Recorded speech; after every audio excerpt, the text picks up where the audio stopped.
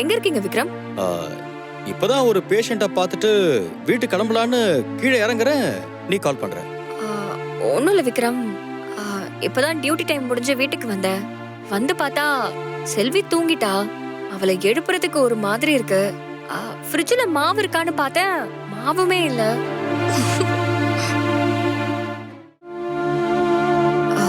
பசிக்குது விக்ரம். சாப்பிட ஏதாச்சும் வாங்கிட்டு வரீங்களான்னு கேட்கதான் கால் பண்ணேன். ஏய், என்ன கேள்வி இது? உனக்கு ஏதாவது பண்றதுக்கு தானே நான் இருக்கேன், வித் ஆல் லவ். நீ கவலையப்படாத. எவ்வளவு சீக்கிரம் வாங்கிட்டு வர முடியுமோ நான் வாங்கிட்டு வந்துடுறேன். ஓகே விக்ரம்.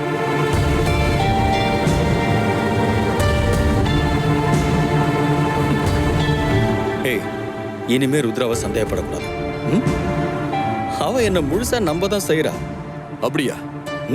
பாரு, இப்ப கூட எனக்கு கால் பண்ணி சாப்பாடு வாங்கிட்டு வர சொல்றா.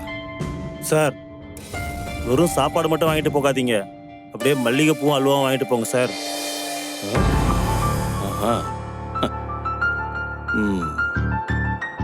நெக்கல் தான் உனக்கு. சரி ஆகாஷ், நான் கிளம்புறேன். நீ பாத்து. ஓகே விக்ரம். செல்வி, அந்த விக்ரம் வந்ததும் அவனை கொஞ்ச நேரம் எப்படியாச்சும் நான் டைவர்ட் பண்ணிடுறேன். சரியா? நீ அந்த கேப்ல அவனோட செல்போன் எடுத்து ஹேக் பண்ணிடு. சரிங்க மேடம். எனக்கு அவனோட சீக்ரெட் கான்டாக்ட் லிஸ்ட் எல்லாமே வேணும். கண்டிப்பா அவனோட போன்ல ஏதாச்சும் ஒரு டீடைல்ஸ் இருக்கும். எப்படியாச்சும் அதை ஹேக் பண்ணி அந்த டீடைல்ஸ் எல்லாத்தையும் எடுத்துரு. Sure madam.